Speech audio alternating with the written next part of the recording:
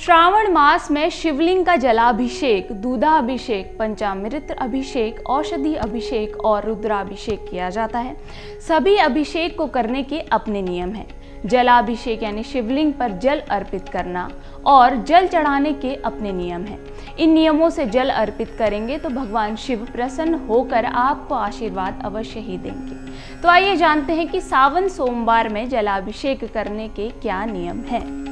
सबसे पहले बात करते हैं कि किस लोटे से जल अर्पित करना चाहिए। शिवलिंग पर जल अर्पित करने के लिए तांबे या फिर पीतल के लोटे का ही उपयोग करना चाहिए। शिवलिंग पर कभी भी शंख से जल नहीं चढ़ाना चाहिए। लोटे में शुद्ध और साफ जल हो और उसमें थोड़ा सा गंगा जल मिलाकर ही जल चढ़ाना चाहिए।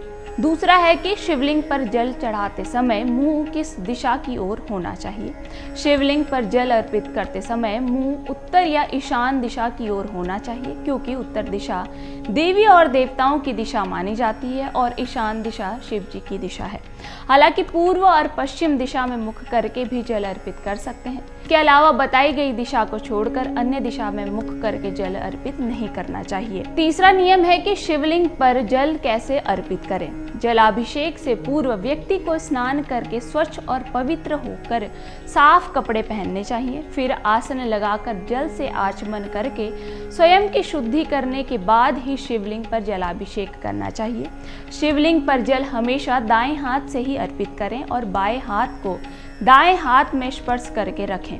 शिवलिंग पर जल कभी भी एक हाथ से अर्पित ना करें। शिवलिंग पर जल को धीरे धीरे एक छोटी धारा के रूप में अर्पित करना एकदम सही होता है। इसमें अगला है कि जलार्पण के बाद क्या करना चाहिए। शिवलिंग पर जल अर्पित करने के बाद बिल्व पत्र रखना चाहिए। इसके बाद ही उसमें भस्म, चंदन, फूल आदि अर्पित करने चाहिए।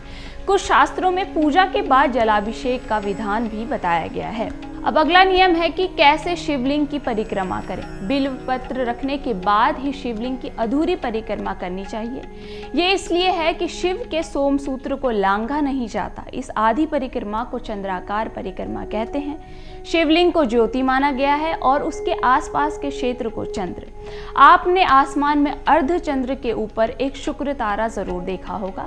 ये शिवलिंग उसका ही प्रतीक नहीं है, बल्कि संपूर्ण ब्रह्मांड ज्योतिर्लिंग के ही समान है।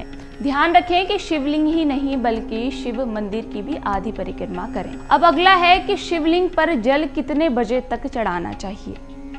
शिवलिंग पर जल सुबह 5 बजे से लेकर 11 बजे के बीच ही चढ़ाना विशेष फलदायी माना गया है। 12 से 4 बजे के बीच जल अर्पित नहीं करना चाहिए। प्रदोष काल में भी आप जल चढ़ा सकते हैं।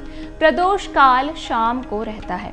अभिजीत मुहूर्त में भी जल अर्पित कर सकते हैं। बुधवार को छोड़कर सभी दिनों में अभिजीत मुहूर्त रहता है।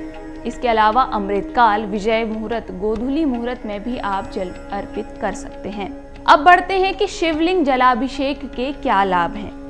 जल में भगवान विष्णु का वास है। जल का एक नाम नार भी है, इसलिए भगवान विष्णु को नारायण भी कहते हैं। जल से ही धरती का ताप दूर होता है और जो भक्त शिव को जलधारा चढ़ाते हैं उनके ताप, संताप, रोग, शोक, दुख, दरिद्र सभी दूर हो जाते हैं। तो इस प्रकार से आप इन नियमों का पालन करके सावन सोमवार में शिवलिंग में जल अर्पित कर सकते हैं।